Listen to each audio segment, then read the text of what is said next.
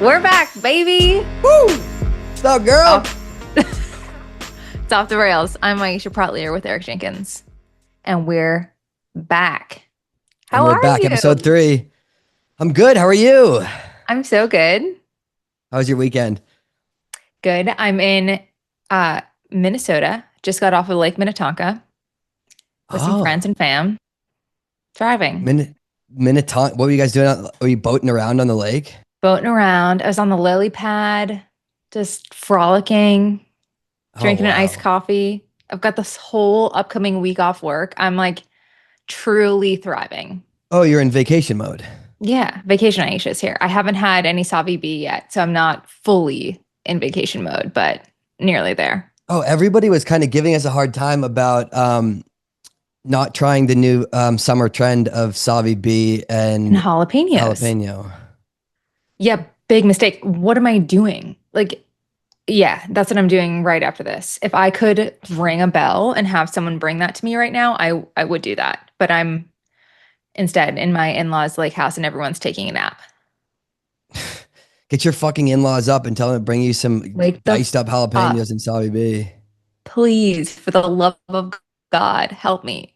So you guys are just partying pretty hard and you put your in-laws into a nap time? Yeah. It was popping on the lake this morning. Really exciting. A lot of people are abreast of my travel struggles. Last night we flew into Minneapolis from Denver next to the craziest thunderstorm I've ever seen for like 2 hours. Just lightning all across the sky. It looked like we were in a war zone. It was nuts. We land, we get the bags out of the car, and then there was a tornado. So all of our phones started like alerting tornado, tornado, tornado. And like take cover, take shelter, like go inside, like go in your basement. There's no basement here. Will's standing next to like a entire wall of glass windows, just watching deck furniture flying across the sky, potted plants going crazy. It was nuts. So from last night to today, things have really, really turned a corner, and we're frolicking in the water in the sun. This was so as soon as you guys stepped off the plane, you were right into a hurricane? Yeah. Yeah. We saw it building as we were flying. And I was getting a little worried. Like, what if the planes get struck by lightning? I guess this happens and it's not that big of a deal. But yeah, we get back and into a tornado. We step into a tornado. That sounds like pretty terrifying. But you figured it out. I mean, and now here you are, you're partying. I'm so brave. I just want you to give me a pat on the back and say you're so brave. You really are brave. I'm incredibly proud of you. Thank you. So so you've got the whole week off. Are you going to be there for the whole week? We're going to be here for the whole week. 4th of July is going to be popping off. Hanging with fam. Yeah. Water skiing. I'm going to water ski for the first time in like 10 years. Super excited. Yeah. It's going to be great. What are you doing? How was your weekend? What are you up to? Any tornadoes? What's going on? Great weekend. I mean, less eventful than yours, but still a good weekend. Let's see, what did I do? Last night I was watching, there's these big UFC fights last night. Do you follow any of that stuff? You're a UFC guy? No, I don't know anything about this. Well, look, Aisha, you talked a big game about beating the shit out of a stranger in a bar. So maybe start catching up on that type of stuff. You also are a black belt. But yeah, so here I am with my friends at the, we went to a local establishment watching the UFC stuff and had a blast. You know, I love this idea. Do you know, you probably see a lot in the news, a lot of Instagram posts all about how Gen Z, you know, they don't drink anymore, right? Nobody drinks. And it's like, well, what they are doing, Savi B. What they are doing is cocaine. Actually, they're doing coke. What? Yes. How it's like, you know what? Alcohol, not for me. Cocaine is a yes. It's like, look, Why? are we sure they're not drinking, or are they just leveling it out with Coke and it just appears that they're not drinking? Because I'll tell you, you go into a men's bathroom in a lot of places, and it's like there's like 15 guys lined up for the stalls, and it's like either everybody What? in this place has got diarrhea, or it's like, it looks like it's like a bathroom at the BU indoor meet. It's Oh my nuts. God. Hopefully it smells better. You walk in there, yeah, it does. It smells like Coke, pure gas. I'm like pretty square. I've never seen that setup, like I've never encountered upon a bathroom of a bunch of guys not, you know, Mhm. shitting their pants in split shorts. Yeah. Um, yeah, that would be like a new experience for me. And I don't know what I would do. Like, do you just go in there and pretend that you're not seeing what you're seeing? Like, how do you go about navigating that socially? Um, Great question. You go in there and just handle. First Like, off, I'm not cool. you have to understand that the men's room isn't set up the same way as the women's room, right? So depending on where the urinal situation is compared to the stalls, it's not like necessarily like you'll walk in, like last night you walk in, right? And there's no line for the urinals, but there's a throng of people waiting to get into a stall. And you're like, you don't really need, it's not necessarily like you need to figure out how to navigate it. You go Okay. about your business. Now, So and you're just but now you have an audience to pee. Like what's that like? these guys are good. I mean, look, they've got an agenda. They're not worried. And also it's like, you don't meet a lot of guys who are getting into a bathroom situation, and they've been in a lot of these before, right? So it's like you step up to the plate, you go about your business. These guys are, filming Scarface next to you. Um, it's all good. I believe I actually, are you telling me that you've never been offered cocaine in a women's restroom? No. My God. No. I think I'm going to I'm going to the wrong places or the right places. Like I don't know. No, never seen it, never been offered it, never. It could be that I'm just like completely aloof. Like that's a high probability that like perhaps I have been, in situations and that I just have no fucking clue. I'm like, oh, I like your lip gloss. Like you look pretty. I don't know. Yeah. She's got like the person you're talking to has like a complete locked jaw, nose just completely is just running down the back of her throat. And you're like, I love your earrings. She's like, I got a High fucking deviated probability. septum and I've got business to attend to. I guess. I guess. I guess. So you're there with a bunch of Gen Zs watching the fights. Do you do bets? Can you bet on this? I wasn't say, I do a little bit of betting. I'm not like a heavy better. I'm not doing enough. I'm just putting in a couple bucks to make it a little bit interesting. But not enough to like ruin a night or get angry. Um, Yeah, just enough to keep me I'm interested. so on that page. Yeah. Especially if it's a sport that I don't care as much about. I just want to have $9 out there in the ether, just swirling around. Maybe I could take home $20. That will keep my eyes on the screen. I like that. $9 is good. I'm really like a $5 guy, right? I love that. I'm like a $5 guy, and I'll spend the other $5 in the bathroom on cocaine with the Gen Zers.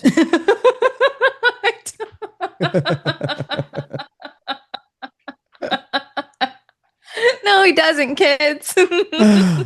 I'm joking. Um, But no, good weekend. Good weekend. Really fun. Oh, and the last time we talked, we had a lot going on. You were in choir. America was in a war. I think we've had a bit of a ceasefire, at least on the war end. But also now you're on That side. vacation, so there's going to be a little bit of ceasefire on your choir for this week. Ceasefire in the choir. The choir. So our next performance is the Colorado Rockies national anthem. That is our next performance. July, I Wait, believe, 19th, where you can sing the national anthem at the Rockies game. oh my gosh, you guys are you're a big deal. I mean, it's optional. Like it's like if you want to do this, please come to these practices and let's go, let's sing. And I think that what they're angling for is like if you're good, like come to this, but I'm going for sure. Like you can't dangle the carrot of performing in the Rocky Stadium without me showing up. I'm doing it. Yeah, why would you go to everything and then miss out on the Rockies national anthem? Could you? I mean, the Rockies are the worst team in baseball, so it's not like it's going to be a high stakes scenario. Like there might be more choir singers than spectators for this entire game, but I'm doing it. Can you imagine? Like, I never in a million years should I ever be singing the national anthem for anything, not even like your cousin's brother's T-ball game, but here I am going to be singing at the Rockies game. I'm so freaking excited about it. Wait, so when it's July, it's the next week, Yeah. and you're missing all the practice the week No, they think before? this to practice the day before. It's very, I mean, you should know the words by now. Yeah. Figure it out. Oh And wow, worst case pretty scenario, loose. I'll sing quietly. Like that's there were parts in the choir concert where I knew I didn't have it. I don't have those high notes. I just kind of through that, and then I come through for the low notes. Yeah. So you'll just worst comes to worst, you sing a little bit quietly, but that's Yeah, still very very exciting. Is this your first like do you guys perform a lot in front of people? I love karaoke. Okay, well yeah, but I mean Oh, like oh, like the choir. yes, I'm not. Yes, Aisha. I'm like, do you perform a lot of? No, of course I'm talking about your choir. Okay, so the choir is like a programmatic thing. So every there's like every season you can sign up for like a 6 to 8 week choir that has one grand performance at the end, and then maybe another one or two performance options. So the next choir for us to join is the fall choir. The final boss of all these choirs, there is a every like 3 years, you get to sing at Red Rocks. So a couple of years back, they opened for Amy Schumer at Red Rocks. So like the Wow. choir's up there singing. Like there's no there the license that they're giving me for these opportunities is like far above my pay grade. Like I But you have to. suck. You said you have to wait 3 years to perform at Red Rocks. I mean, I think it should be coming up soon. I think they performed there 2 years ago, so maybe next year, Oh, so like you joined at the right time. I So I joined was at the right like, time. I got in early. 3 years. You're like, I'm not gonna like singing in 3 years. I'll be on to the next thing. On to the next thing. Yeah, like what could the next thing possibly be? I don't I know. don't. That's we'll wait. Adult We'll have to wait and see. gymnastics. Who's who? Yeah, Gymnastics. Gymnastics will be. That'll be a fun phase. that would be Have fun. you have you done gymnastics before? You kind of rattled that off like you've been thinking about it for a little bit. I did it as a kid. I don't know, it just came to me. I'm also watching kids on the lake, like on a lake trampoline, do absolute insane things, and I think it looks pretty fun. You're like, I So want that's that where the so idea bad. came from. Yeah. Yeah, Yeah, do you want to come that here? Do you does want to sound fly here? fun. Do I what? You want to just fly here and come to the trampoline with me tomorrow? I don't even tell you. I just like show up on Lake Minnetonka and I'm doing front flips and back flips with the kids on the trampoline. Yeah, you have my location. Just pull up anytime. I'm like, you like, wait, do I recognize that voice outside? I'm just like getting in the most insane play dates with the kids, Like that kid poked out looks of my yoked head. as hell. Oh, it's Yeah. Eric. Yeah. Like, yeah, that sounds about right. Yeah. It feels appropriate. It feels totally It appropriate. really does. You know what's not appropriate is our first topic today. What are you gonna hit me? What do you think our first topic is? I think the people have been waiting to hear our reaction to Chris Robinson's race last week. Oh yeah. Okay. Hello, race, man. Let me just paint a picture for you. I am at my desk at work, in a corporate office. I get a text message. We got a text from the folks in our group chat, in our CITIUS group chat. Like there is something happening in the track world. You're gonna need to watch this video. I laughed so hard. I had to leave my desk area and go into like a private office because first of all, from the first frame, I knew what I was in for. And every few years in the track and field world, we are graced with the delight of a wardrobe malfunction. Usually, it's just a little bit of a slip of this or that, here or there. This is the creme de la creme of wardrobe malfunctions. Wouldn't you say? I mean, look, it's not every day you see a guy winning a race with his fucking full cock and balls out. I mean, I don't know. Like, I don't know if I've ever seen it. There was a very famous BYU split short incident, a couple of years ago. Went down in infamy. Uh, BYU this split guy- shorts it's still an internet joke. Oh, it's still an internet joke. Absolutely. Yeah. The BYU split shorts. This is a 400-meter hurdles race where Chris Robinson wins, but 5 times at least is trying to readjust what's happening. The entire of his anatomy is just absolutely flopping about out of these. They look like off-brand, like from the East Bay Cab from 1994 split shorts. Like the elastic from these shorts is surely gone. Well, yeah, I was And working unbelievably hard to kind of try and contain that big old fucking cock.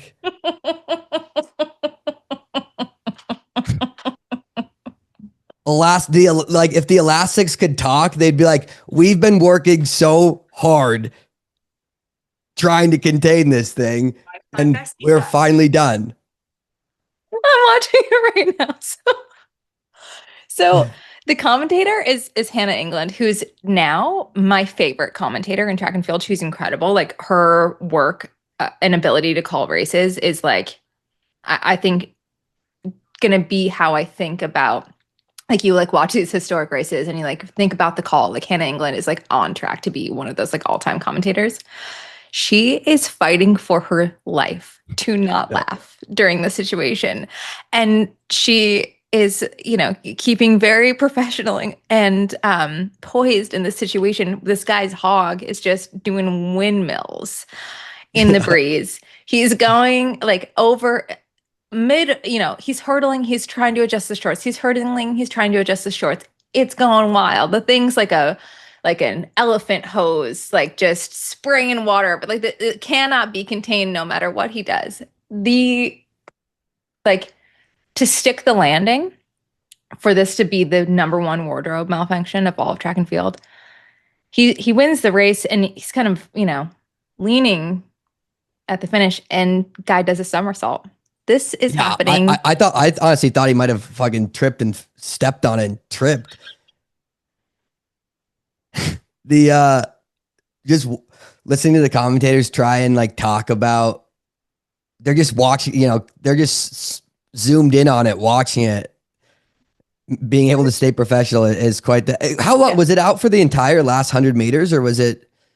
Yeah. When did it appear?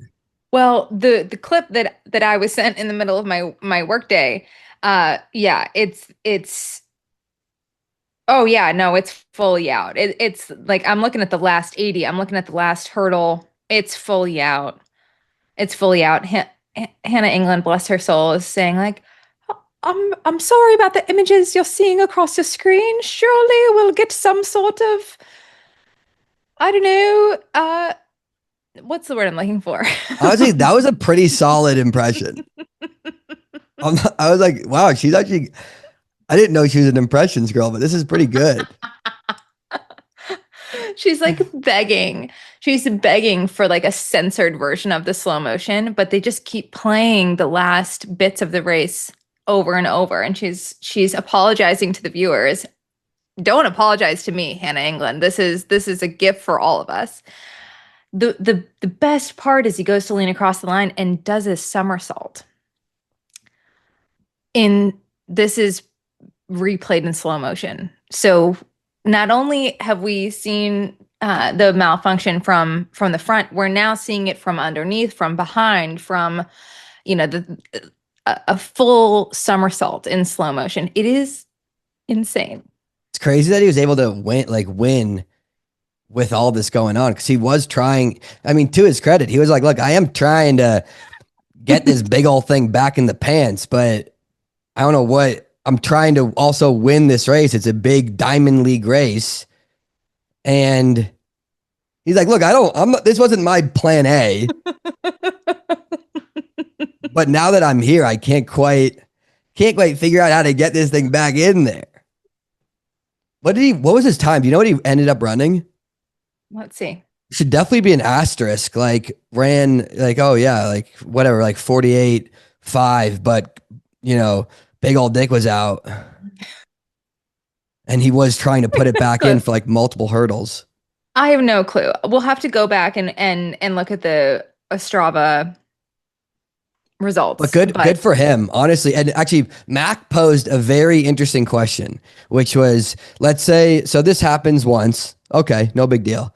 Now, let's say another race happens and same thing happens. Like the hog is out. Hog's out, exact play by play. At what point does somebody step in and say, you're done with shorts and it's time to switch to half tights? And I said, if this happens again, on the third time, it would be a no, you're not allowed to wear shorts type of thing. Okay, first of all, if I had that kind of machinery, I'm not wearing split shorts. Like, for this to have happened with this much gravity, surely there's been an inkling that we might have a slip, right? Like, you would know if those shorts are not strapping you in, right? True. Like, I mean, see, I don't yes, have those. yeah. I don't have those parts. Like, I don't really know Yeah, I'm how like, it works. your cock and balls doesn't usually come out when you're running. No, I have never had I've never had a situation like that.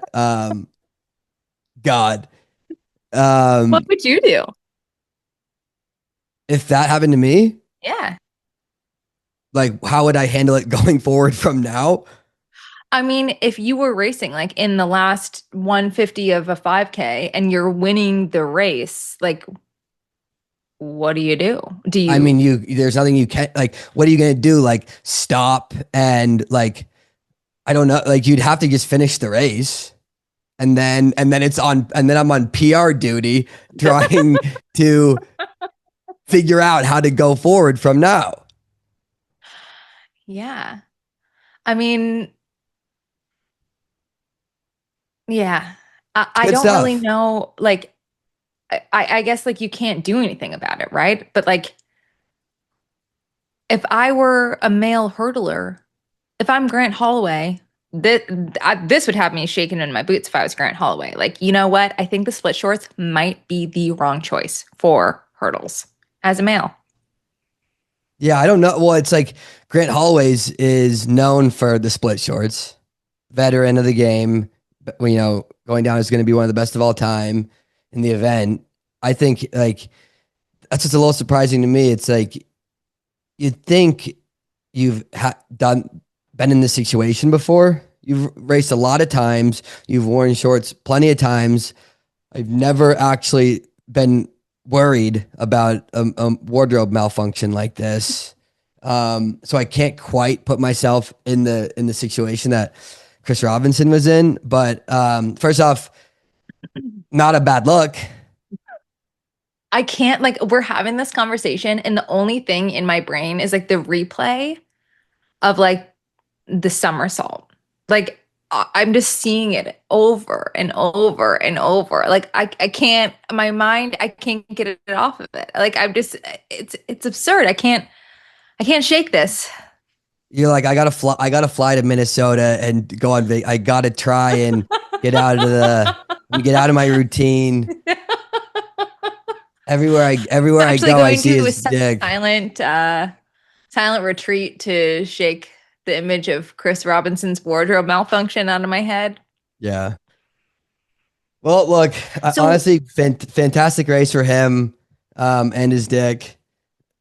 Honestly, you never see it, so it's good to see it. That yeah, BYU everyone's kid's saying gonna need to step thanks. his game up. Pardon? The BYU guy whose balls came out now Oh looks like yeah. nothing compared to this. Oh yeah. I mean, whole hog or nothing. I do have a tip. Yeah, you do. I am a black belt in karate, but I also did competitive cheerleading, very different ends of the spectrum.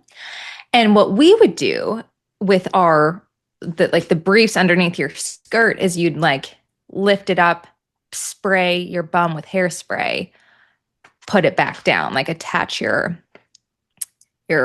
briefs down to your tush, and then maybe spray a little hairspray on the top just to give it like a little bit of stick.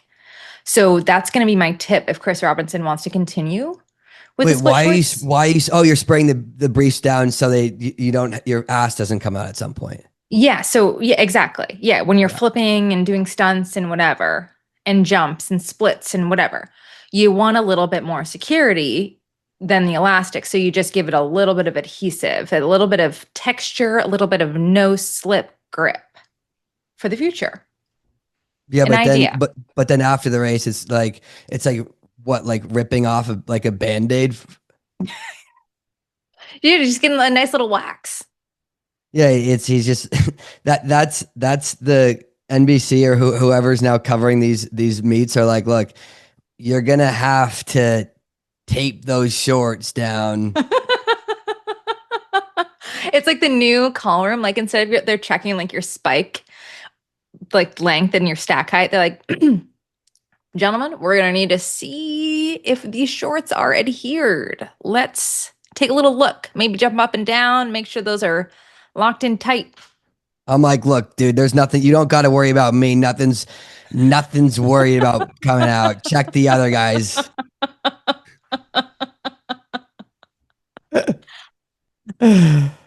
Unbelievable stuff.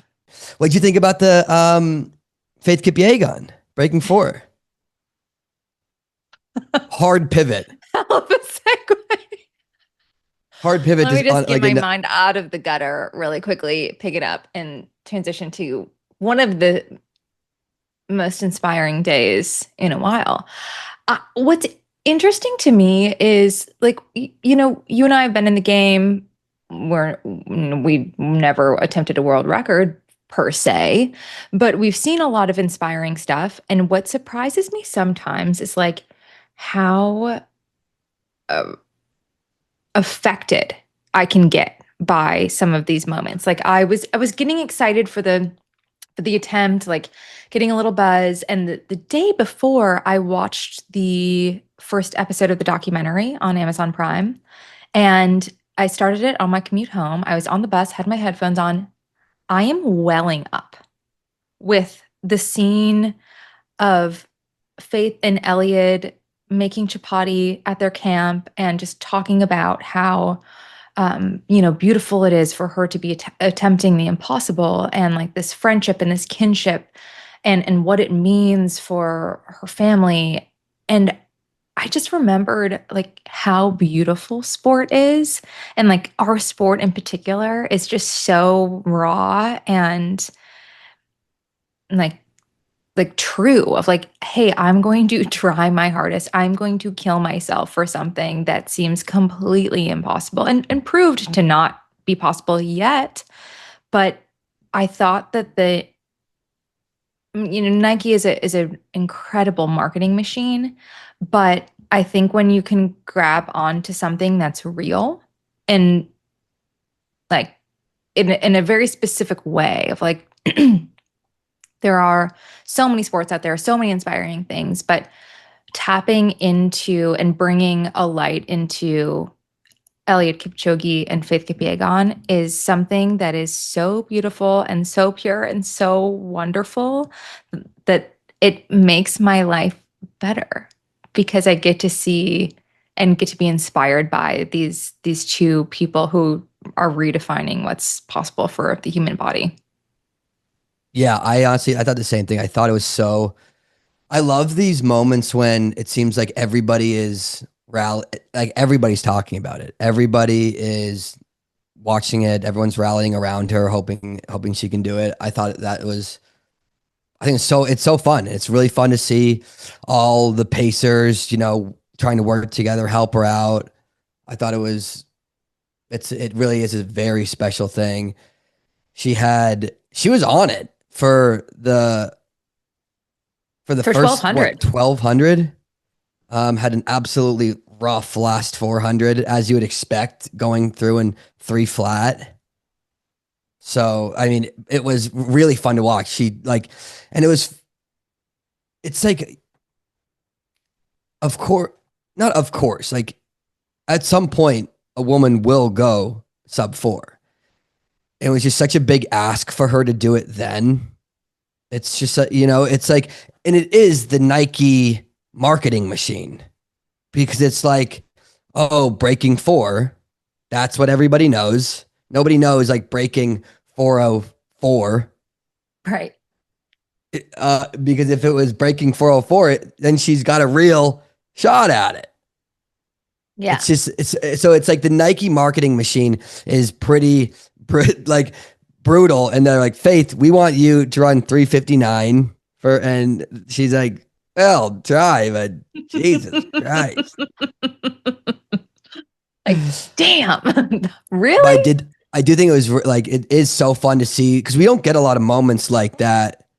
You have moments where it's like a world championship and finals and things like that, big races, even like time trials, but not really ones that are set up for one particular person to try and do something that nobody's done before. It's really just that and the Eliud breaking 2.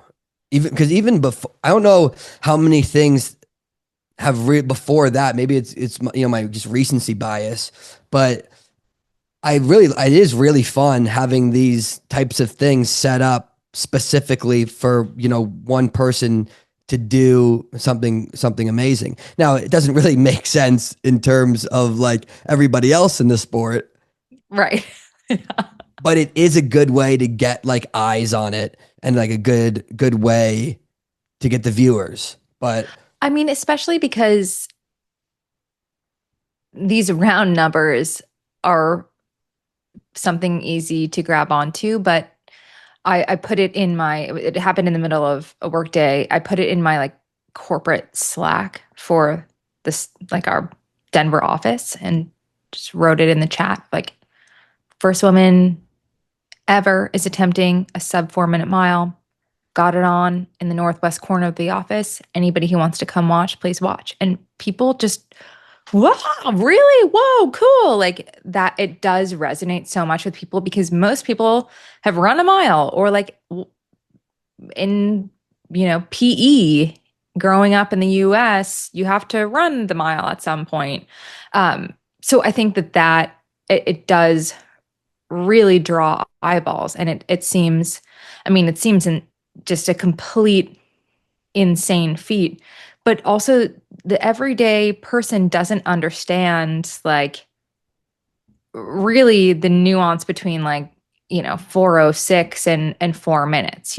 Like she didn't quite hit it, and folks kept walking by my desk being like, did she do it? And I would say, oh, she ran 406. What? Oh my gosh, she was so close. So for like the casual observer that is so close, the more informed observer knows like, okay, she was pretty far off of it. She went through hell the last 400 meters. But for most people, like this is still mind exploding. I mean, it's mind exploding to me, but like it is on people can't even fathom this.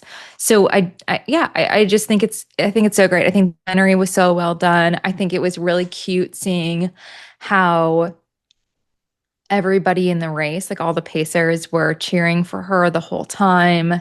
And these are people that you've raced a million times and we know well. And just seeing everyone come together for that moment for one person, it's pretty selfless. And even if you think about like everybody in the world is trying to make this world championship team in Tokyo, and everybody has their national trials except for Jamaica doing their own thing. Everybody else has their trials in a month. So like this is kind of prime time to be training and doing your own preparations and like buckling down, but to like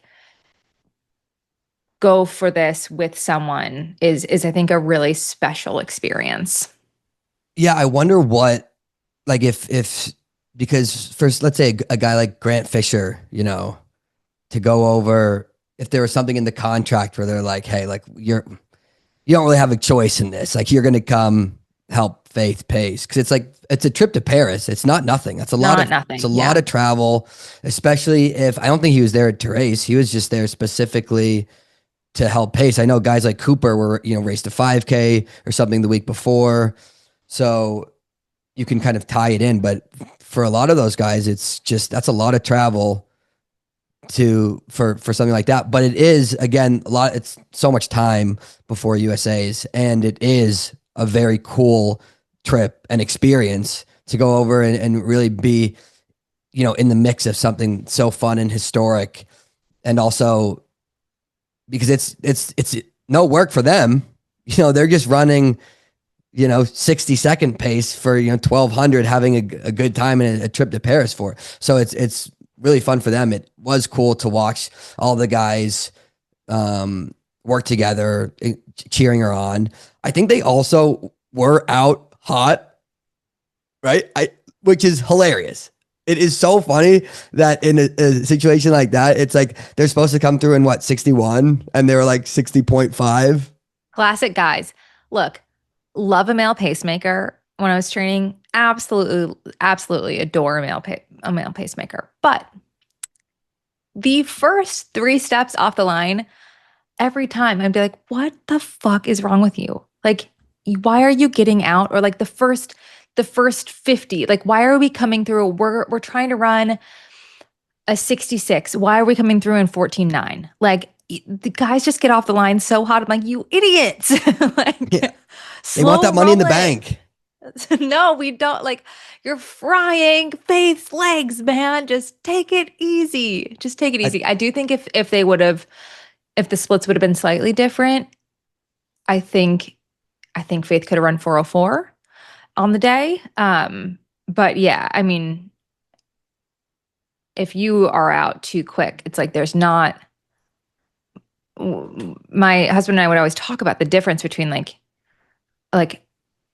guys racing a mile versus women racing a mile, and like it almost seems like men have like a NOS button on race day that where it's like, oh yeah, it's a race. Like I'll just run way faster than my training is predicting. Like no biggie. Like I have like this resource I can tap into, and like women just don't really. It's like, oh, you took me out way too fast. Like I'm toast. Like I'm fried. There's nothing I can do. And I feel like guys have like a little bit more forgiving physiology where it's like, I'm out a little quick. Like I'll just hit the NOS button and I'm cool. It's no big deal.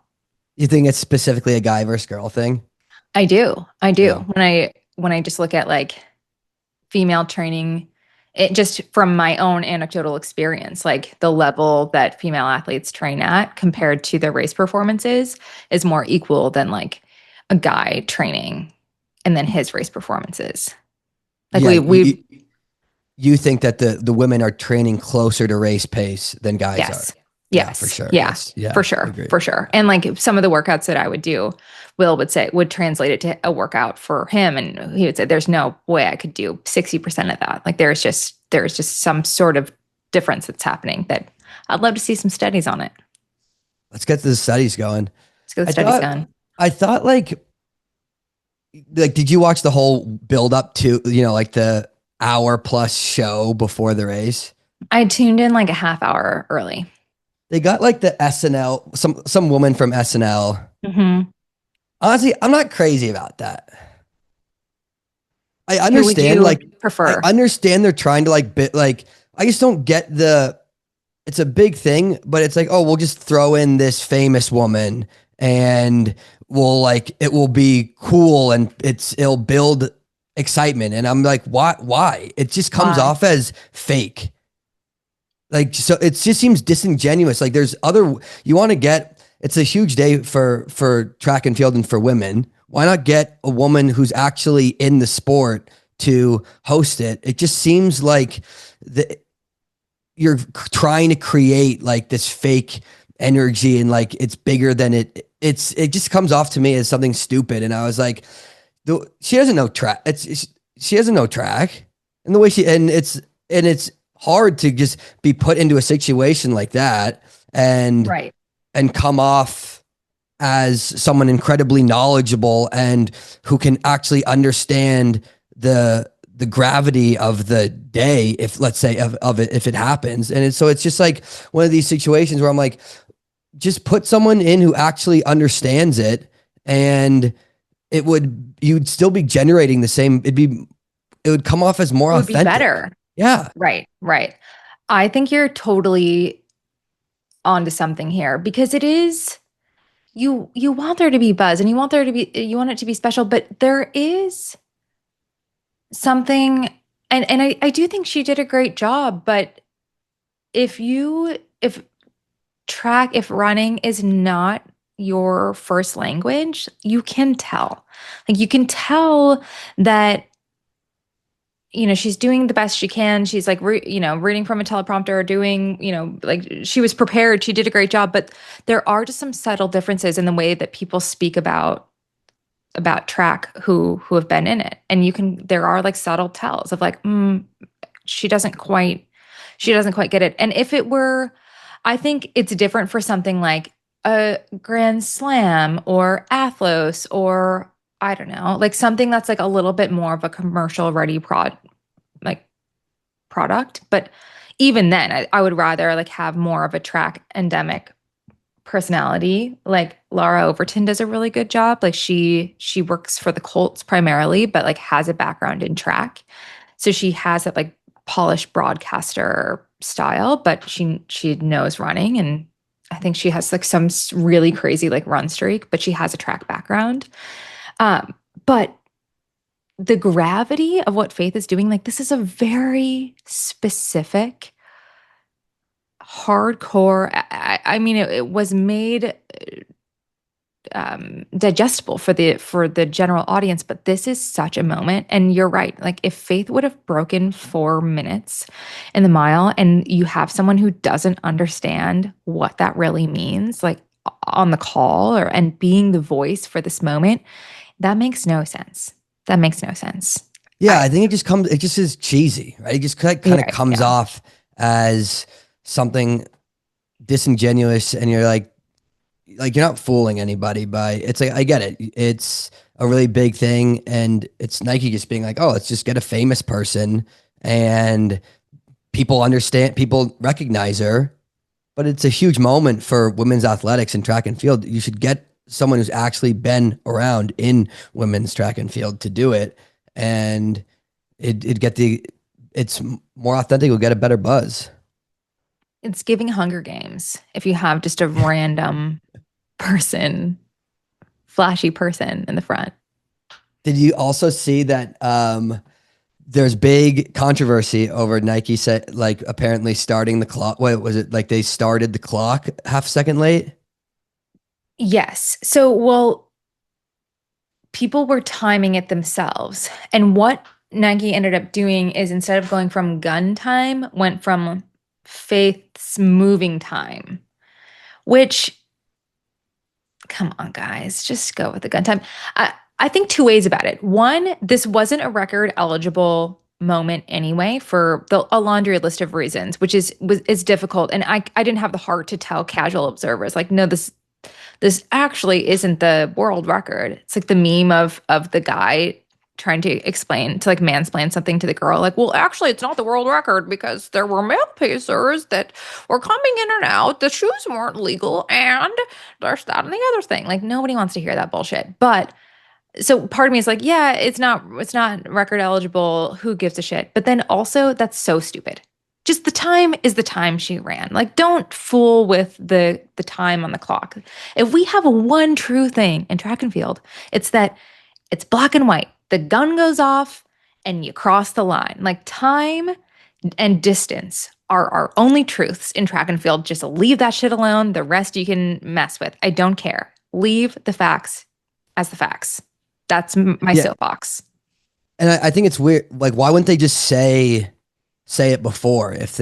I don't know, because we know it's not going to be an official ratified world record. So you might, if you're gonna pull off a couple little shady things, you might as well be up front with it, and people would be like, okay, yeah, whatever, I guess. I mean, I kind of thought like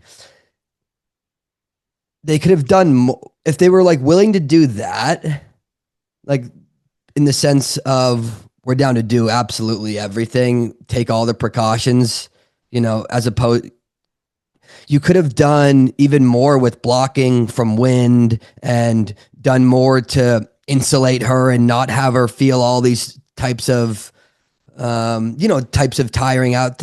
I just felt like with the Kipchoge effort with the breaking two, they were like, it was so dialed in the sense of this is the exact proper way to pace, and we're going to do the flying V. He's going to feel he's going to be drafted in absolutely all angles. He's going to be completely sheltered from the wind. And in this one, it was like, we've got 10 of the best male athletes in the world. And it's just like, you guys go, and we'll put like Grant Fisher to the right of her because, as they said in the broadcast, she likes running next to Grant, which I thought was so cute. So cute. So cute. But it's like, okay, like she's not really she's not sheltered all that much. Why not? Like, you could have put more people, you could have made a whole circle around her. You could have run in lane 8. Exactly.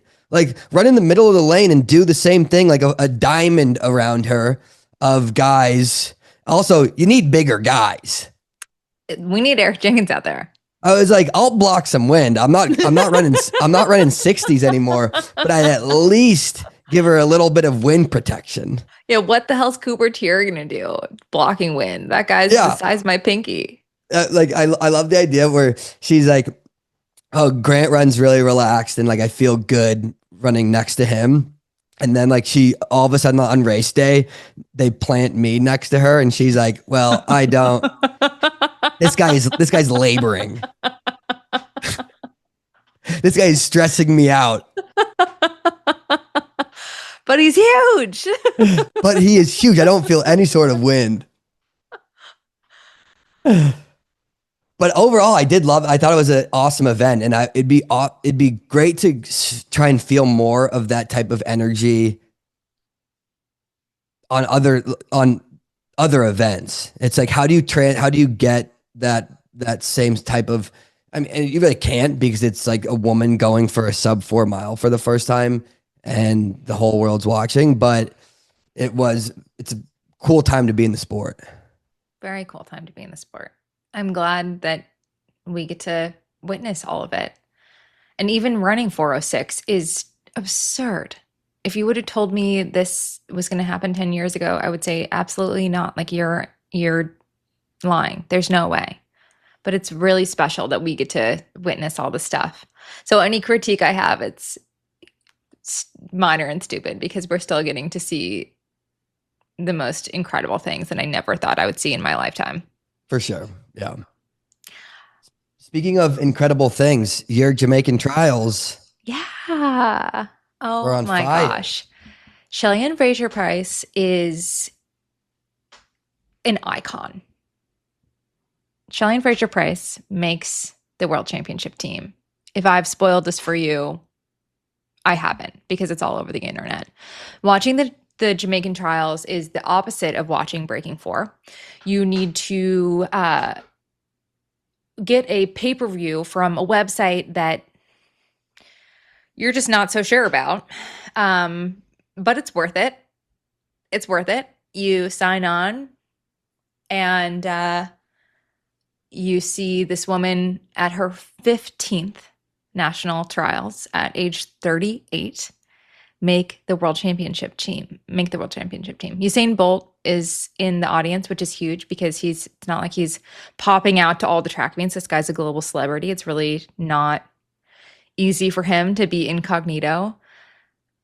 These two people for the country of Jamaica are legends, icons, inspirations, bigger than household names, bigger than there's no analog for the American audience, really. Like How old is Shelly?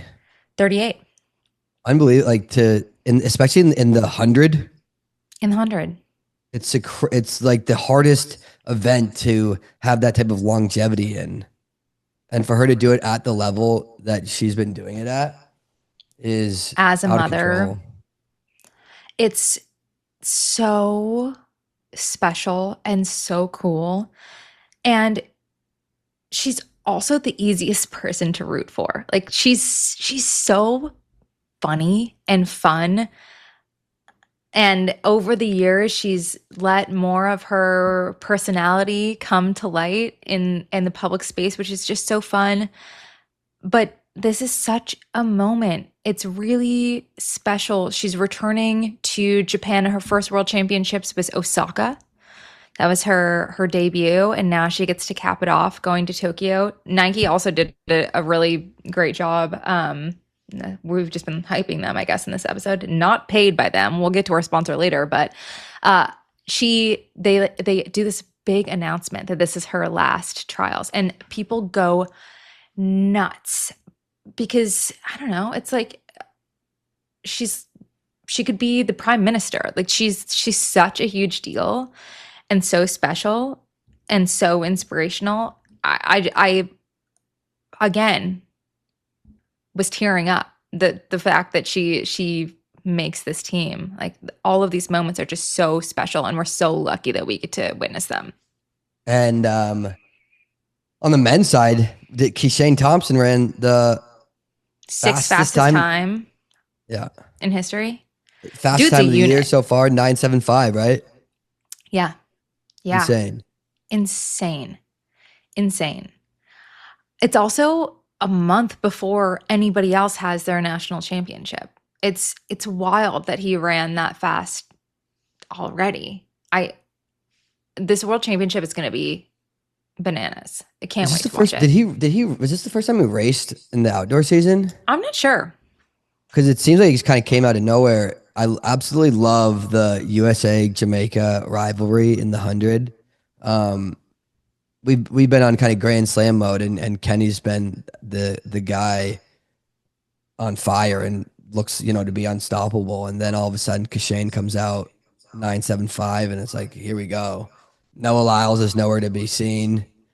Ducking races with Tyreek Hill, Sending his brother in instead. So it's like, wait, he sent his brother in? Did you not see this? Yeah. So Josephus raced Tyreek Hill in the semis. Tyreek Hill runs like 10 flat or something and beats Josephus. But it's funny because it's like, what the hell? Are you joking? No, I'm not joking. I'm not joking. Yeah. So the headlines say like Tyreek Hill beats Lyles. Actual terms and conditions may vary. That is, first off, insane that Noah just sent out his brother. It's like, hey, that's not how it works, man. You can't do that. And then for Josephus, he's like, dude, he's actually fit and fast. Wait, so Tyreek ran 10 flat? I think so, yeah. Let me just double check on that. Because it's like 10 flat's good enough to beat a lot of guys. I'm shocked that Tyreek's this fast off doing like no, just mostly football training. But holy shit, to Yeah. not Okay. good for Here's a track. headline from USA Today. This is fucking hilarious. Dolphins wide receiver Tyreek Hill beats Noah Lyles' brother Josephus in 100-meter dash. Now, And he ran 10 flat. one day ago, NFL Tyreek Hill beats Noah Lyles' brother. Just like, what a pivot! What a pivot! The sport's so close, it gets fucking collapsing. Yeah. Oh wow. Okay, this is a quote. So he went on Johnny Manziel's podcast. I effing hate Noah Lyles. He said, "This effing dude, bro. I got a lot of respect for Noah Lyles, ton of respect. But as far as like me competing against him or whatever, I effing hate the dude." Well, you got his brother. That's so funny that he just decided. No, he just decided to send out his brother, and he's like, "This will work." This'll work. And then he lost. 10-10 is what he ran. So yeah, really fast. That's really fast. Where was it? Was it just them two racing, or was that like an open Austin, meet? Texas, ATX Sprint Classic. No, it was a race. Yeah. Yeah. He ran 10-10 in the prelim and beats Noah Lyles' brother. What did Josephus run? I don't know. Yeah, he's like, I would, as soon as you know you're gonna lose, you should. That's when you want to have a wardrobe malfunction. Like, oh no, my wiener fell out. I can't finish the race. And then everyone's just like roasting you for not having a big enough dick. No, you obviously it's not the respectable thing to do. But let's say you have you have to fake an injury. You have to pull up. You have to collapse to the ground with a fake hamstring tear as soon as you realize that you're about to get waxed by Tyreek Hill. It's the only right thing to do. And Noah would say the exact same thing. I'm surprised they didn't talk about this pre-race. Brother, if you're getting beat by a Tyreek Hill, you gotta figure something out. Either pull your dick out or go down. Hit the deck, man. As soon as he comes to the line, Noah's like, I didn't see your dick out at all. And you certainly didn't go down. You've ruined this family name, man. But it does it's good to build up the hype for their next eventual showdown. I can't get over all the headlines saying beat Noah Lyles' brother. Like, what? It's kind of funny that you see this stuff like Speed, these influencers being like, I can beat Noah Lyles. And it honestly, Noah gives him way too much attention. So I'm assuming he's getting paid a decent amount of money to do these. Or it's like just good publicity for him. And then that translates into money because it's like, why would you be giving these guys the to even be entertaining it isn't a great look.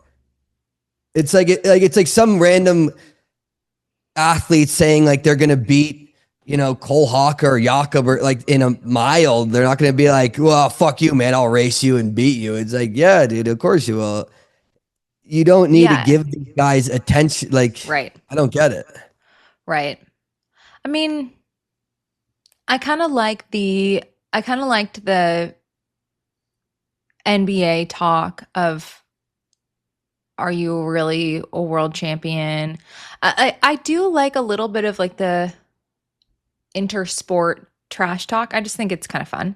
No, I like that. But yeah, I'm not challenging other folks in their professional sport. Like, yeah, it doesn't seem really that productive. But it's fun. But I love the headlines. But anything that's like keeping track and field in like the main media, like news attention's good stuff. But then it's also funny to lose. It's not a good look to lose. A crazy look to lose. To be fair, Tyreek does have a pretty legit track background, but come on. No, it's Come a on, great guys. track background, but it's still, track versus football at this point, and they're beating him in track. So now it's like the one of the lot. I guess any of the Lyles brothers at this point has to go suit up for like a NFL scrimmage and just get their fucking bell rung. Get their head just lopped off their bodies. Yeah. They're like, shit, I didn't want to do this, but they're like, go run a couple routes, go run a flag route, catch a TD pass in the end zone, get absolutely decked by an NFL dude. I don't know what the words you just said, but yes. You're like, Roger that, brother. 10-4. How about Josh Hoey running 329? Nuts. He's pretty good. The 1500 right now is wild. The 800 is wild. Like this middle distance right now is crazy. Josh Hoey is one of the best middle distance runners in the world right now. I mean, obviously we know that he's world indoor champion, but to be that good at the 800 and then run 329 is kind of wild to me. It's kind of funny, like he's gonna focus on the 8. I would assume for the USA's he's going to focus on the 8. He's like, okay, I ran 329, but do I like my odds as beating Cole and Yard Nagoose and Hobbs Kessler? I would think no, probably not. Not with rounds. Not with rounds. And then, but at the same time, it's like, yeah, the 800's absolutely brutal too. You got my boy Donovan coming back, looking good. Bryce Hoppel, I'm sure will figure it out. So it's like, because he came in he didn't make the team. Like he was fourth. And fourth in the 8. So you can run 329, but if it doesn't translate to getting on that 800 team, do you know the schedule of USA? Like, I wonder if guys are going to be doubling. Like, is Kessler going to double back in both events this year? I can't imagine. It's like the trials are so much time. There's like 10 days worth of track. Right. For USA, and I guess there are more rounds, so there are more races and stuff, but it's still USA is only like 4 days. It appears that the 1500 is first. So yeah, yeah. I mean, right away, I would assume that cuts out the 15 for him. Yeah. Yeah. It would be a tough double. It would be a tough double because you do the 1500 prelim Thursday night. You're not doing it. The 800 prelim the next morning. Yeah. And then the 800 final that night. Now you're not done. No, it's a really good way to not make either team. Yeah. We've seen it before. Oh, it's a classic move. A lot of people like doing that move. It's not a good move. You heard it here first. It was Clayton Murphy, right? Your he boy, was like, yeah. Really rough. Tough stuff. Hate to see it. Let's cut for our ad break. Yeah, our ad break. All right, listeners. I don't have the ad read. Do you have the ad read?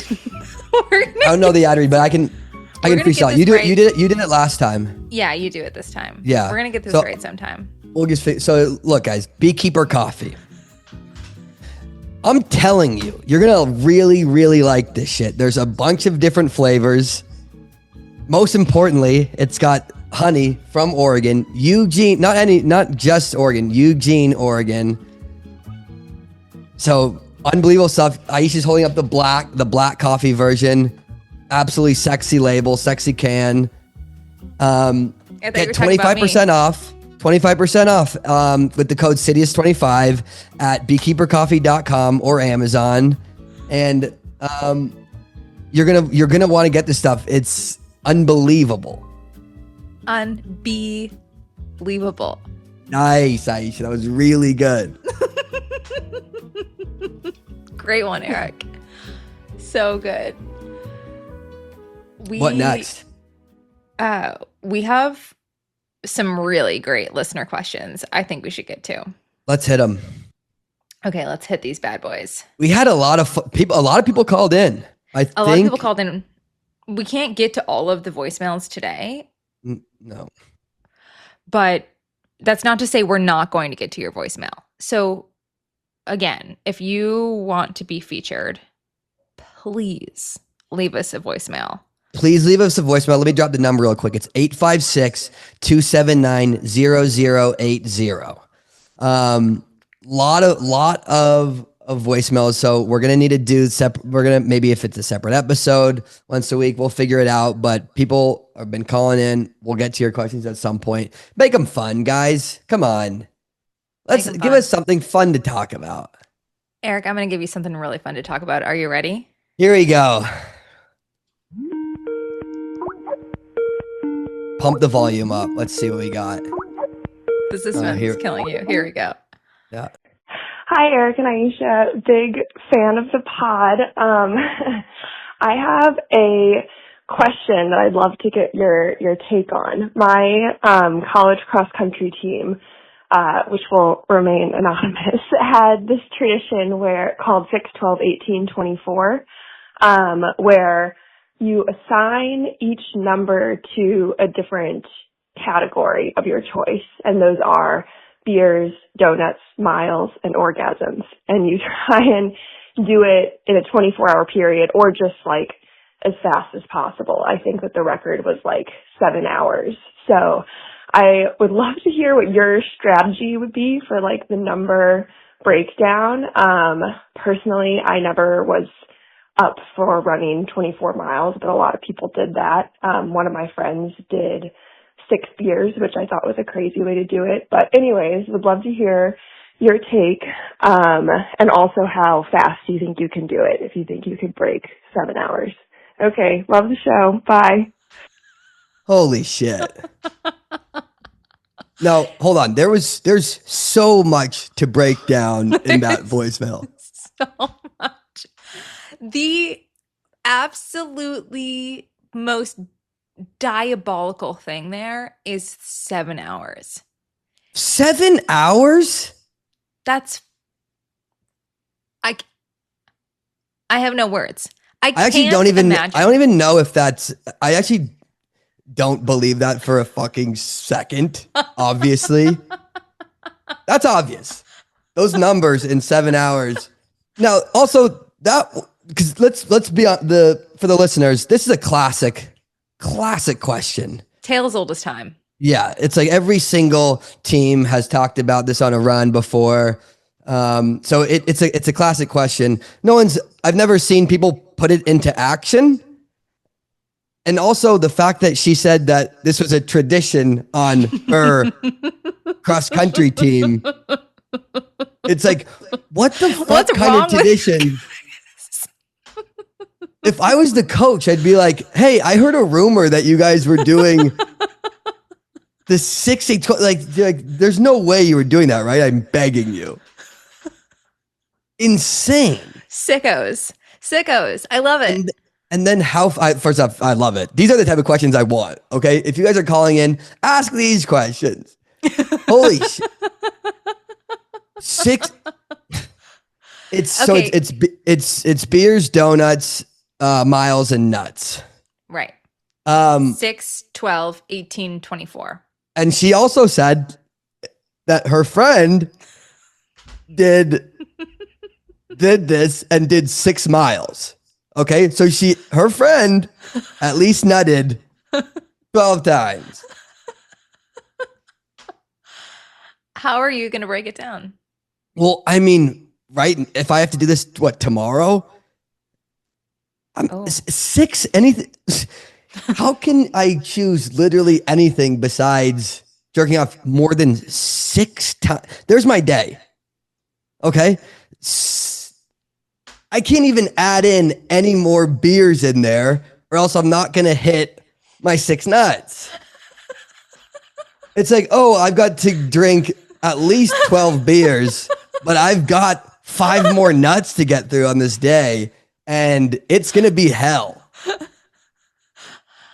Therein lies the problem. Therein lies the problem. So right off the bat, I've got it. You've got to choose six nuts. I disagree. Disagree. Yeah. Because okay, freak. Here we go.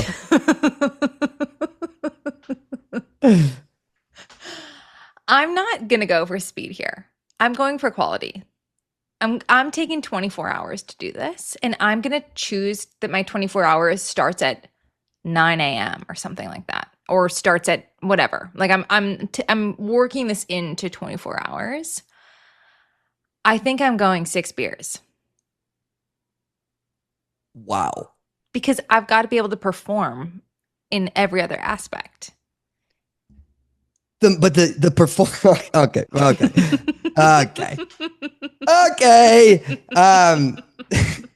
Your in-laws right now are pressed up against ear to the door. Like, what the fuck did she say? Your in-laws are like, six fucking beers. Like, no way she said that. The thing is, you don't need to perform. You don't need to perform on the donuts and the donuts and the miles are the easiest thing. The miles are the easiest. Yeah. The miles are the easiest thing. They take care of themselves. The I'm donuts, doing 24 miles, right? Yeah. Yeah. Duh. So it's like, you can just try, you do a full, if you take the full 24 hours, let's say we start at night, you just get like a decently long shakeout in or whatever, and then go for like a semi-long run in the morning, however you want to break it up. But the miles are easy. I was going to go 10 miles in the morning, 4 miles in the evening, 10 miles the next morning. Yeah. Easy. Perfect. Easy. And then the entire rest of that day is you just horking donuts and just horking donuts and jerking off. Sounds awesome. I think I'd have to go six orgasms. 12. So it's 6, 12. I'll probably 18. do the 24 miles. 18 beers, 12 donuts. I'm the same, except I'm switching. No, I'm going. No, you're going 6 24. beers. You're going 24 orgasms. I'm going in ascending order: beers, nuts, donuts, miles. You would have fit in really well on this women's team. You would have been the one like leading the charge. You're like, no, it's preseason, girls. Like, this is what we do here. Ours, we would do like a naked lap or of something. Like, our track was in between like all the dorms where all the athletes lived, and then all of the athletic facilities, and the track was sort of in the middle, but was also the walkway, like the super highway to get to all the parties. So we would do a naked lap or mile on the track, whatever you decided, and it would be like amongst the super highway of people going through. One time we also did a naked mile on like where we would train. It wasn't our cross country course, but it was like where we would train for cross country at this park. That was really lame because there were no spectators. It was way more fun if you had spectators. That's so funny. Like, we never did anything. Really? Anything like that? No. I guess no, nothing like we're running around the highway naked or I feel so lame now. I'm like, God, Aisha, you are crazy. No, we didn't do anything like that. On like at Northeastern, we did something where we would just jump off in the middle of a run on our freshman year. We jumped off of a bridge into the nasty ass river in Boston, but it wasn't like everyone's just sprinting around naked on the highway. Didn't something crazy happen when you did that? Oh, so yes, this is when we did it our freshman year. We're swimming back to the shore, and Alan Webb was waiting at the shoreline, and everybody was freaking out which was his plan. He was trying to get everyone riled up. He's like, yeah, it's me. I'm Alan Webb. And they added on to the run because he was just running on the river. But I was like, first off, I didn't really know at the time, freshman year. I'm like, I don't know who the fuck Alan Webb is. And I'm Ricky Roxford. I was soaked. I just had swam back from I was soaked head to toe, all my shoes and stuff. I'm like, I'm not adding on to my run. I didn't want to do this in the first place, but shit. So they added on. I'm just like running through Boston, soaking wet. But yeah, that was the Northeastern freshman initiation. Crazy. A whole lot less nuts and beers. Yeah, lame. Well, there were nuts. They were just in your shorts, unlike Chris Robinson's. Okay, I'm going to hit you with another one. Good question, yeah. Hey, guys. Hi, Eric. Hi, especially you, Eric. Hi. You're so unhinged. I absolutely love it. Anyways, the question I have is, where the hell do I find a locked-in runner baddie? Because I have been searching. I've gone to the pro meets, particularly in California, and nowhere to be found. I mean, also, I could be approaching more, but also, I just don't want to look like a complete creep out here. I don't know. I want that Cooper/Rachel MacArthur type love, and I need to find it. Tell me how. Where do I gotta look? I'm a college guy, college runner. What do I gotta do? What do I gotta do for that? Because obviously nothing's been working. So I just want someone that's locked in like that. Just want to get better. Simple. Help me find someone, please. Please. Holy shit, brother. You. All right, thank you. Bye-bye. Love you. Mwah. Holy shit, dude. What? Oh man. Where do I find a locked in runner baddie were his exact words? That was rough. The craziest part too was he said he's already been going to pro meets. Like he's been scouting. This guy's dangerous. This guy, I know he really wants to hear from you, Eric, but I'm just going to help this guy out. Please. So I think the problem lies in the fact that you want it too much. And you're also clearly looking for an older woman. And I just don't think that's your move. I am married in a runner romance. Like it did happen like that. You know, it happened in Leuven, Belgium. Guy walks in, he's hot. We make out in the basement bar in Leuven one night after a race. Now we're married 13 years later. I think you need to take that approach. I think you got to let go. You're trying too hard. You're wanting it too much. You got to be less of I hate to use the word, less simping, more pimping. Like you got to just have a bit more energy. You need to come off a little bit less interested and let the women come to you. Hopefully you're hot. Like that helps a lot. Also, if you're fast, that helps. So that's where I would say just like back off a little. Make sure you're looking cute. Make sure you're doing your strides and your miles this summer so that you're running fast, and do less. A lot to talk about in this question too. First off, do you agree? Oh yeah, look, I definitely agree. He's got to maybe try a new approach, maybe take it down a notch. First off, what type of answer could I say? Or he's like, where am I going to find, what am I supposed to tell him exactly? Oh, just go to your random sporting goods store and they're always in the shoe section. Just find a locked in runner baddie. He's already been going to pro meets. That's not working. Now, you would assume if he's done this, he's done a lot of other stuff. Okay? I would assume that going to the meet, and now he's also looking for a specific pro runner. I mean, I would assume Or anyone. I would assume his DMs are crazy. You would assume you're DMing before you're just showing up in person.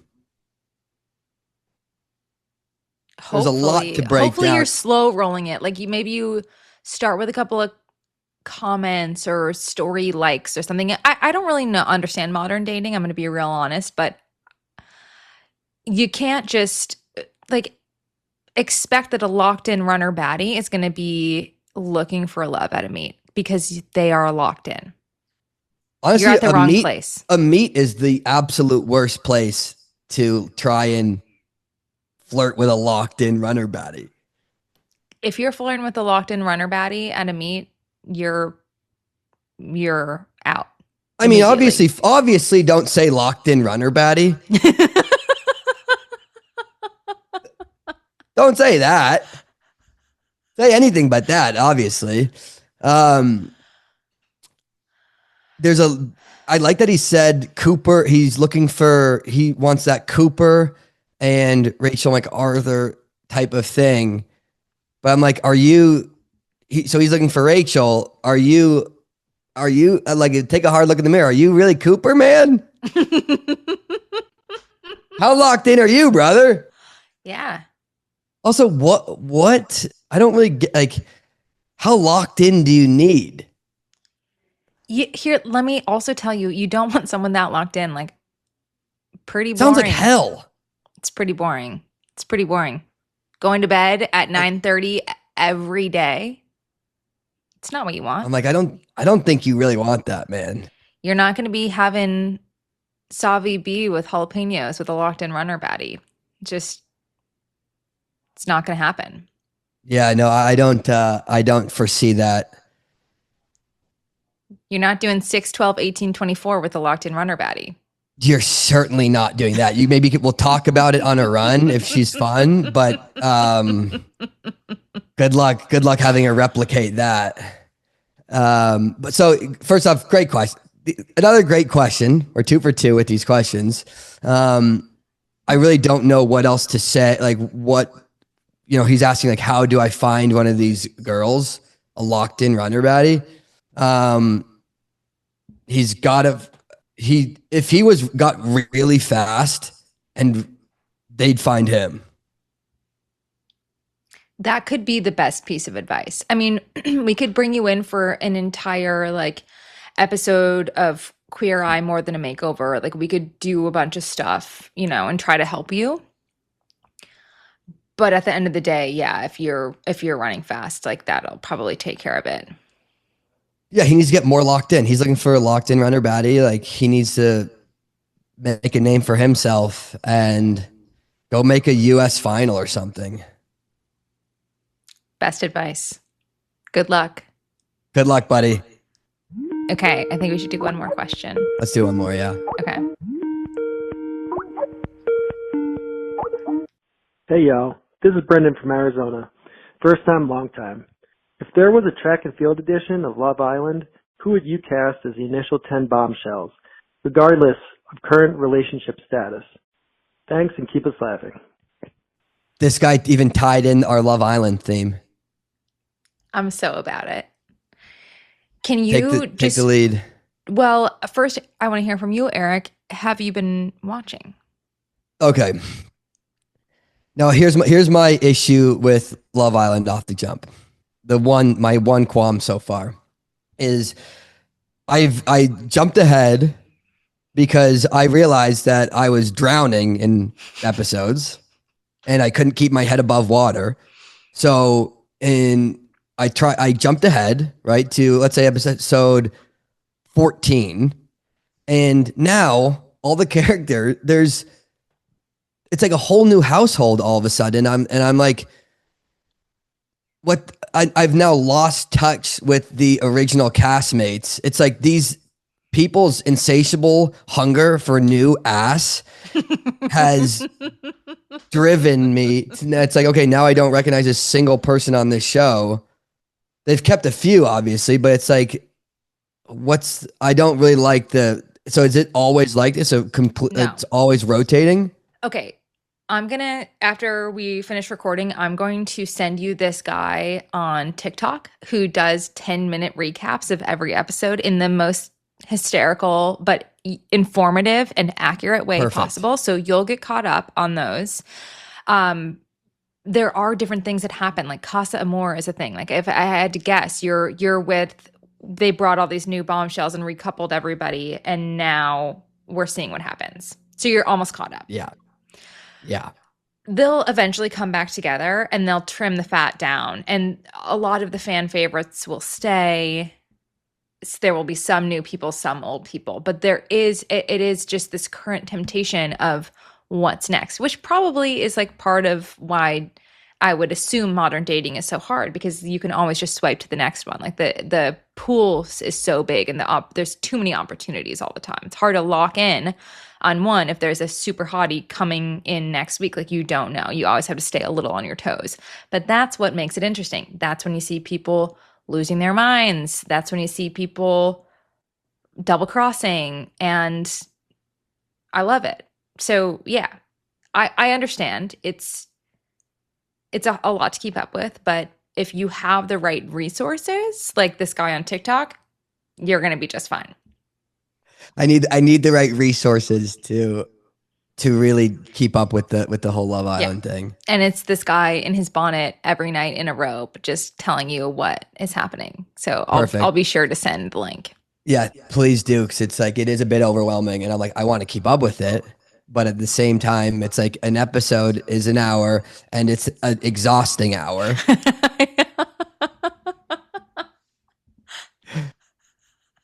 But this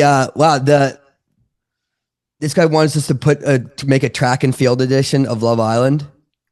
Yeah. Wow. My head's already spinning. I'm going like old school and new school, and I have some folks to add to the list. I'm not sure we can fill out a full 10. Maybe we can, but I'll just throw a few names in for season 1, regardless of relationship status of track and field Love Island. Hot off the correspondence desk from Breaking 4, we need Keely Hodgkinson. Yeah, I like that. I would like to see Lavia and Lena Nielsen, the British twins, 400-meter hurdles and 400-meter flat. I would like to see that. A set of gorgeous twins in Love Island. We need it.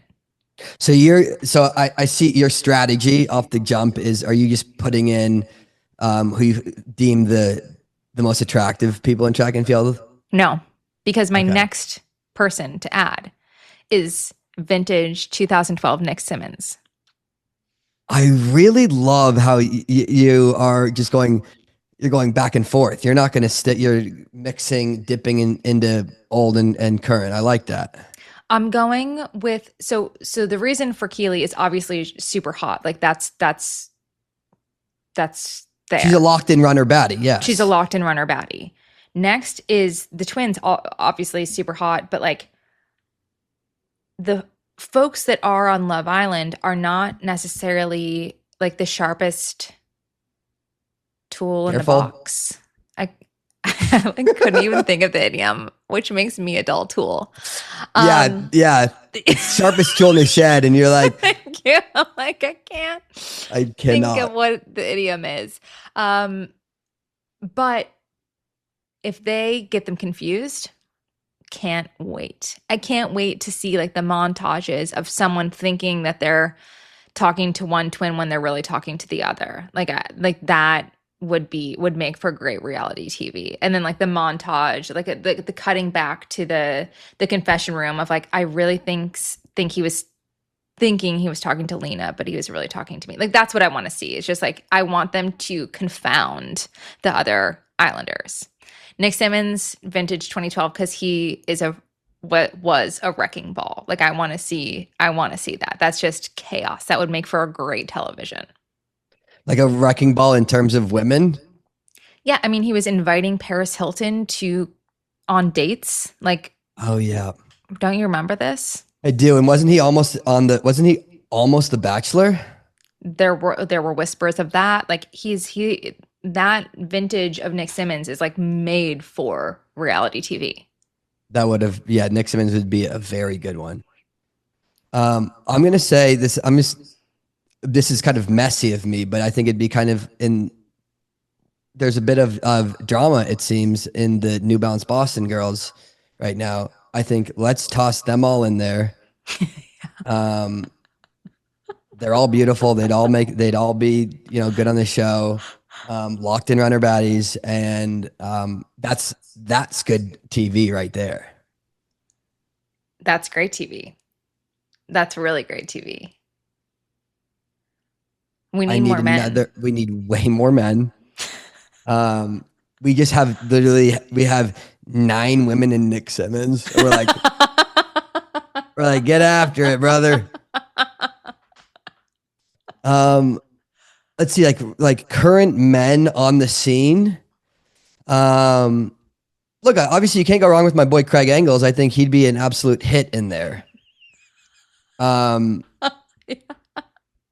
Great personality, handsome as hell. I'll nominate Craig. I'll put Craig in there. Other guys, regardless of relationship status, I'm gonna put Kenny B in there. Honestly, fucking toss his girlfriend in there too. Get it super messy. Like, you want it messy? Bring my girl. We could put Sha'Carri in there. We absolutely could put Sha'Carri in there. That'd be great. That'd be great. Do I say put Gabby in there? Is she too high? Is she too smart? Are you gonna say that? Is she too like highbrow? I don't want another dynamic that we like to see in Love Island too is like friendship and bonding on the women's side and the men's side. Like I love to see the bromances happen. I love the girl bonding. I love the double crossing. So I think if you put in Gabby and Sha'Carri, like I think that would make for really good TV. Okay, so you like my suggestion? I do like your suggestion. At first I thought, I'm not so sure that she'd be able to stir up drama. And like her Twitter banter is ready. And so obviously we'll put Fred Curley in there. We'll put definitely put Fred Curley in there. We'll put Fred Curley in there. Absolutely, we will. I'm trying to think.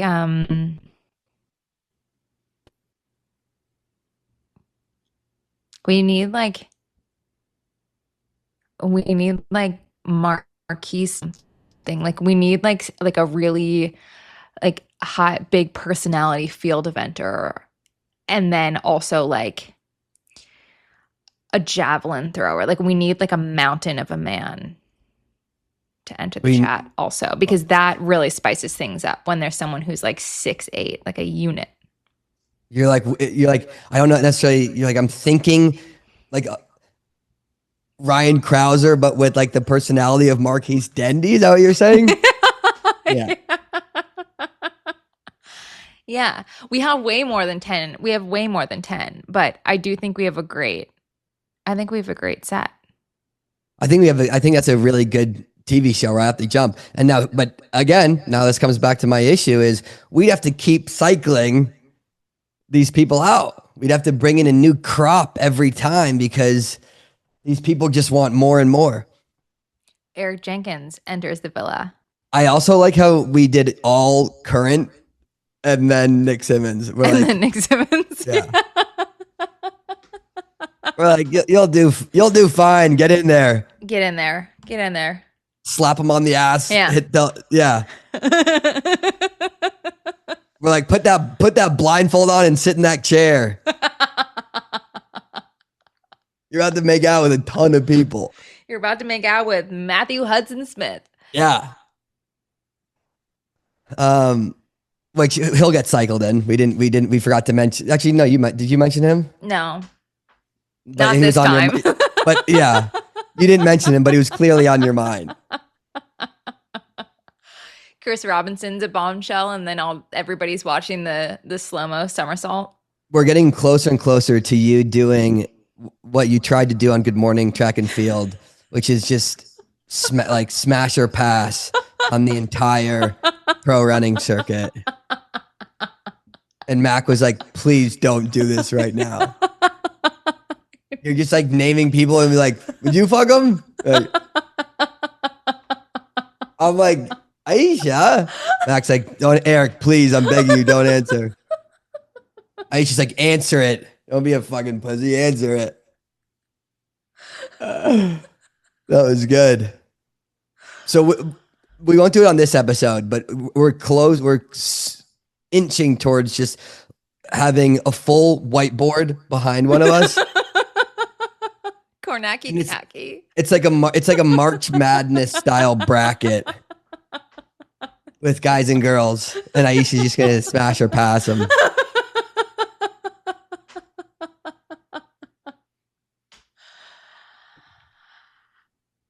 I'm sick in the head. What can I say? I don't know. Sorry. No, it's fine. We love it. Rest in peace, Bill Dellinger.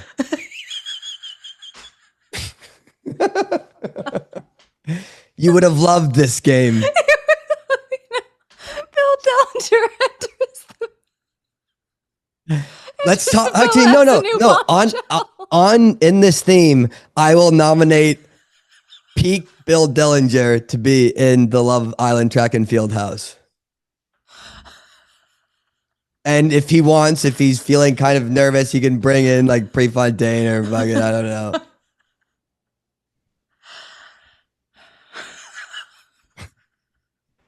But yeah, great guy.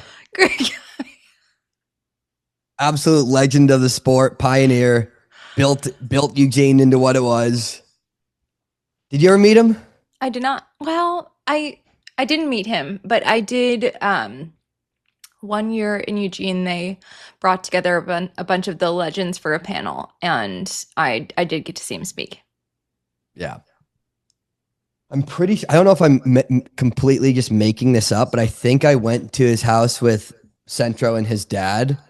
And it is quite the, like, obviously, like, all of Eugene is like a one big track and field memoriam, or like, it's just one, everybody's paying homage to all, and you walk into his house and it's nonstop, overwhelming amount of just cool gear and moments of throughout the like early days of Hayward. It was really awesome. But yeah, that I think I met him because he was always around. Like, you met him a bunch of times at Hayward, but lost a real one. Yeah. Well, he was good. I mean, he was old. He lived a good life. He did. But it is so cool to have spent time in Eugene as runners. Like, I think at the time I didn't realize how monumental it was to be running in the same places and training on the same grounds as absolute legends and pioneers in the sport. But amazing to have seen him with my own eyes and heard his voice. Like, it is really special, again, like, to be witnessing this moment and these like loops closing of incredible assets to the sport. It's really special. Oh yeah. I mean, we could do a full like 10-part series on just what it was like to run at Oregon, but it is, you kind of take it for granted when you're there after you get kind of used to it. And it is unbelievably special going back, because track is a pretty niche sport. It's not given tons of attention. And then you get to like Eugene and they actually like really, really care. And you go to Pepsi dual meet at the old Hayward, and it's genuinely like packed out in the rain, and you're like, oh man, this is a really special place to be in, a special community for the sport. So, and he was, you know, one of those people that built that. Like we're like on that note. On that now. I wonder what he would have done in his 6, 12, 18, 24. I wonder if they had something like that. I'm sure. Are you kidding? Those old school guys? We don't even They're want like, to know what they were breaking. They're like, oh yeah, in our day we did 24, 46, 82. and I was choosing the fucking 52 nuts.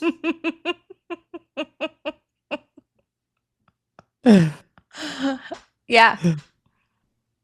Do you have any? Have we covered everything? What should we talk about? I mean, I think we've covered a lot. I think that probably does it, right? Yeah, we'll get to, if you guys called in and asked questions, we'll get to yours. We'll do a full questions episode at some point.